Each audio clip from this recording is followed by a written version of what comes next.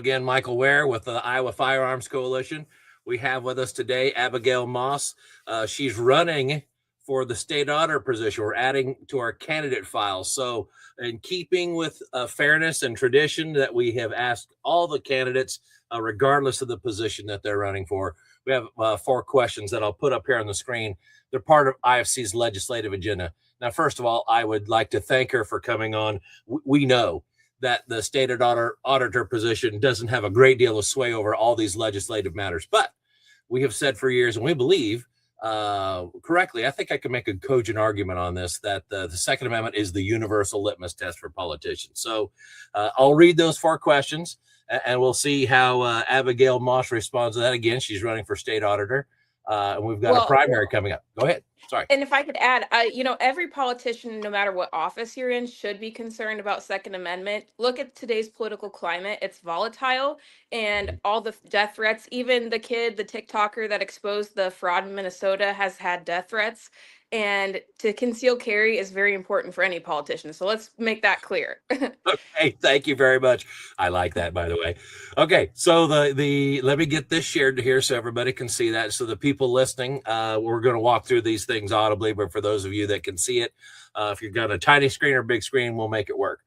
The first question is this. History has shown, or this is the context behind it.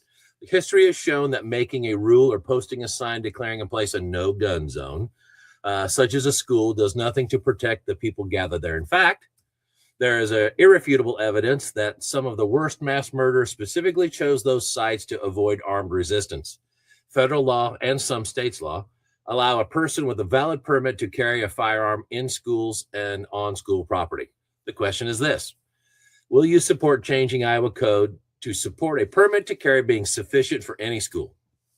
I would, yes, I agree. If history has shown, it's one of the most dangerous places for gun owner or for anyone, and anyone that is a legal gun owner should be able to protect themselves in a school. Fantastic. Thank you. Moving forward to the second. When an employer bans the possession of a firearm or ammunition in a private vehicle on employer property, employees must face the choice of risking dismissal by ignoring the rule or being disarmed from the time that they leave home until they return, no matter how long their commute or how many other places they need to visit. IFC believes that the proper place to draw the line between the rights of employers and the rights, including the expectation of privacy and the right to be armed in self-defense, is at the locked door of a private vehicle. The laws of 26 other states agree. The question is this: will you support legislation that protects Iowans from the de facto firearm ban on private and public employer parking lots? I would. I think we cross 2 lines here: Second Amendment and, private property rights. And as long as you're not bringing it into their building and it's in your property and it's locked and you legally possess it, you should be able to do that. Fantastic. Thank you. Here's the third statement, and I'll ask the question.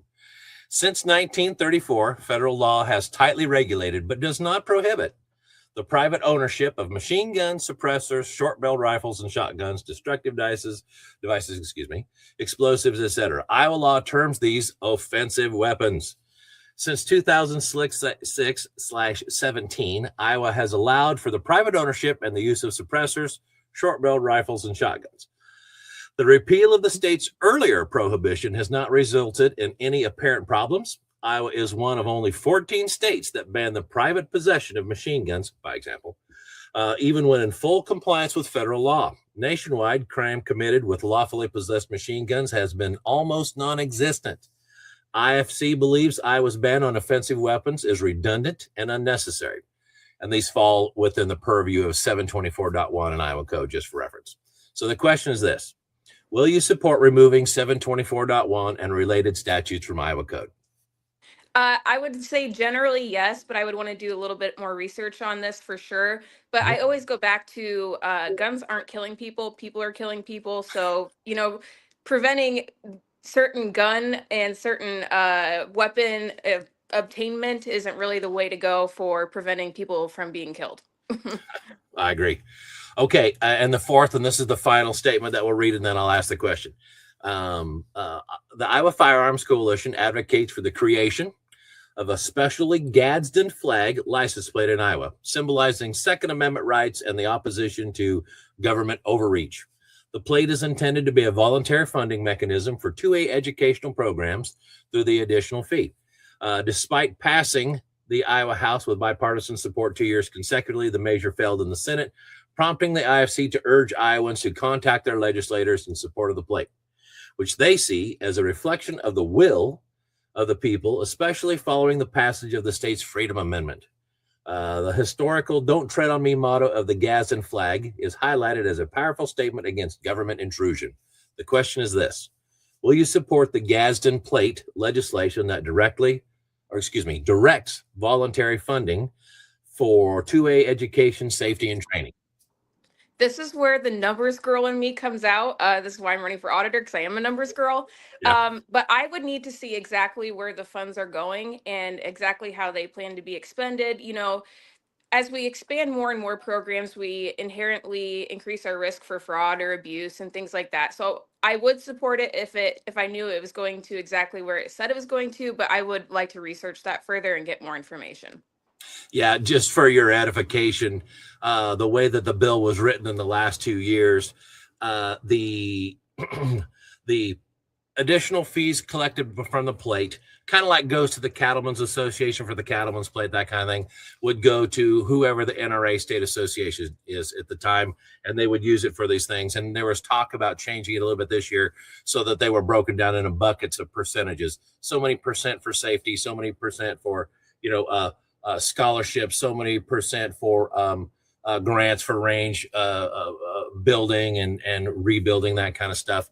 And so we'll see if we can get that language massaged a little bit to be a bit more specific. And in full disclosure, IFC is the NRA State Association, but we weren't until, I don't know what it was, 10 years ago, whatever it was. And there'll be somebody else that's doing it and administering these things and doing the work of the future. So if that helps a little bit there, Abigail, that's the intent of the bill. That's the intent of the legislation. And we're trying to do this so that the funds can be narrowly applied to the right thing. So you're smart to say, hey, I want to read it first. And I recognize. That's just where, we're taking technically public money and giving it to private organizations. And that's where I just want to make sure that we have things locked down tight. Yeah, no, I agree. And one of the reasons that it was easy for IFC to suggest this and whatever else is because you can get any license plate that you wish to put on your car. And if you wish to get one of these, then you're saying, yes, I'm willing to do that. And I'm willing to fund what comes along with this. So I'm voluntarily opting into it. This way it isn't a tax. You know what I'm saying? So anybody can choose any plate if they're going to have their vehicle plated. And so we said, okay, we think this is okay because there are a lot of core foundational conservative types that are in the Second Amendment movement. And we know we don't want to see anybody say, oh, we're going to tax you in order to do this. So it was a mechanism for us to get where we needed to go that people could volunteer or opt into. All right. So with that, I want to move to something different here. I would, if you don't mind, I'd like to share your website, Abigail Maas for State Auditor. Why don't you take the floor here, Abigail, and tell us a little bit about you so that folks can engage and make good decisions when it comes primary time. Go ahead, please. Yeah, so I'll be brief about myself. I like to talk more about what I'm going to do for people versus about me or what I've done. But long story short, I'm a wife, I'm a mother. We're raising our 2 kids on our 6th generation family farm here in Iowa County. I own 2 businesses, a flooring store and then a horse boarding facility. I'm actually calling from our little lounge here. You can see my buffalo in the back. I am also a county supervisor in my 2nd term. I'm the vice chair there. And then I'm certified through our state organization to mentor other county supervisors from all across our state. So I have a lot of public and private experience to bring to the office. And I can get a little bit into what I want to do with it too, if you don't mind. Go ahead, please. Let us know. Yeah.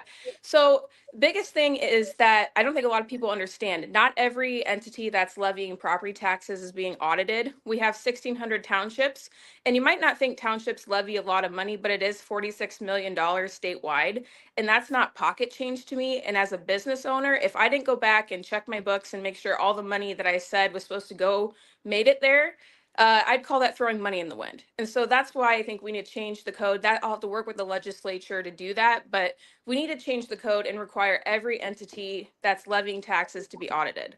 Secondly, cities less than 2,000 in population, it's super variable how often they're required to be audited. Some of them are only 1 out of every 8 years. And I don't know if you follow the news, but look at the latest cases of city embezzlement, and you're going to see it's these cities less than 2,000 in population. And I'm a firm believer that it's because we're not coming to look at their books every year. And you have so much city clerk turnover. By the time you come back 8 years later, who took the money is going to be pretty hard to find out. So uh, those are two things that I definitely want to do with that office and change. I understand that's going to be kind of a feat to take on 1,600 audits and then yearly audits for the cities, and I have a plan to do that. I want to increase the efficiency of these audits by putting all the property tax entities on the same software accounting system to level the playing field and eliminate the variables. I've learned firsthand helping different cities and different counties with their budgets and financials that none of our software speaks the same language. I'll ask for a report from one and get X from one entity and then Y from another. So what I think we need to do is level the playing field and make all the financial records even and eliminate the variables. And then I think we can really increase the efficiency as well by letting basic business technology actually monitor line item by line item what's going on instead of laying human eyes on things. We could have a notification system that goes off when something's $5 short instead of finding it 2 to 8 years later and it's $500,000 short.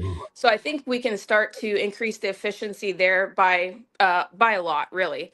And then lastly, with the software system, I want to take it, turn it around online so people can see actually what is going on with their tax dollars. A lot of us, when we write that check to the county treasurer, we might know like X% goes to the school, city, and county, but we don't know what they're really doing with it thereafter. And I think that's a huge issue. A lot of us are uninformed in these local elections because we don't know who the bad actor is when it comes to our property taxes. So I want people to see line item by line item how every one of these entities is deciding how to spend your dollars. I think this is going to naturally curb the appeal to steal or waste money or spend it on silly things like massages and things for employees. And believe me, that's actually going on, which is crazy to me. And we have to get these things out in the light so that way people can see it.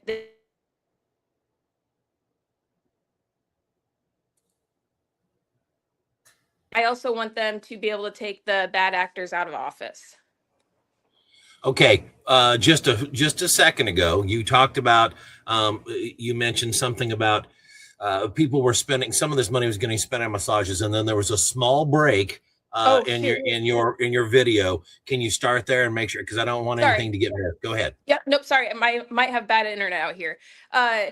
So that kind of stuff is actually going on, and that's what I call gray area spending. It's not explicitly illegal, but not the best use of taxpayer dollars in my mind. And that kind of stuff is happening all across our state.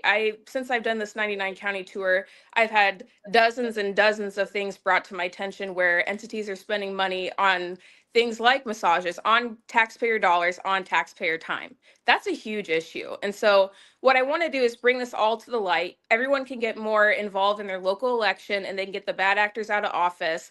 And I think it's just going to naturally start to make these things not want to happen because people are going to know that it's out in the public and they're going to see it.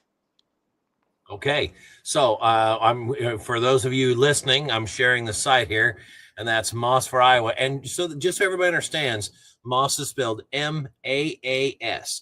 So it's mossforiowa.com. And as we go through here, and I'm as I said, I'm sharing the screen here. I'm seeing all kinds of country stuff and Yeah. cornfields and horses, cattle, all that kind of thing. But importantly, how can people engage with you? How can they support you? How can they join your team? Where do you want them to go, and how do you want them to do it? The best way to, if you want to get involved as far as volunteering or things like that, is to use that website just because it puts it all in a spreadsheet and keeps it all together. So that way we can, when it comes time to door knock and do different things, everybody's in the same system. Otherwise, I'm always available. My phone number is all over the internet and online. You can always call or text me personally, reach out on Facebook or other social medias. I'm pretty accessible to the public. And if there's questions or concerns along the way, I'm always happy to address those. Surprise, surprise, a person running for auditor is going to have the information they submit directly go into a spreadsheet. You sound like you're prepared for this. Yeah, I'm a big efficiency person. You know, even when I bought my flooring store, everything was it was a 28-year business that I bought from somebody that was retiring. Everything was pen and paper. I got apps for it. Now I don't have to go down to the warehouse every day and tell the installers where to go and what to do. It's all automated, and I'm big on efficiency, and that's one thing that we need to do in the auditor's office, because I just hear complaint after complaint because the auditor's office keeps pushing back everybody's audits. I know Madison County, they still haven't got their 2024 audit done. And so we've got to get the efficiency up so that way people can get their audits done and we know actually what's going on across our state. Fantastic. Is there anything else we need to know about Abigail Maas running for state auditor? Again, that's MAAS for Iowa.com. Yeah, actually, so if you look to our neighbors to the north in Minnesota, what's going on there? I think many Americans are starting to realize how important your auditor's office really is. I mean, without a good auditor, you might as well throw your taxes in the wind or throw them away, because you need to have that oversight to make sure that the money is going where it's supposed to go and it's not going to the fraudsters like it is up there. And so I think this race is going to be really important for Iowa. I think that it's important that we put the right person in there that's willing to do the job. I do believe I'm that person because I've already identified issues and provided solutions. And I really don't want the political title. In fact, I kind of don't want the limelight. I'd like to just sit in the office and actually get to work. But long story short, I really just want to do the job and make sure that every Iowan knows that their taxpayer dollars are actually being watched and that they're being watched well. Thank you for coming on. We appreciate it. Again, this is Abigail Maas, and that's MAAS, MaasForIowa.com. Abigail, I appreciate your time today, and thank you for your support of the Second Amendment. Thank you.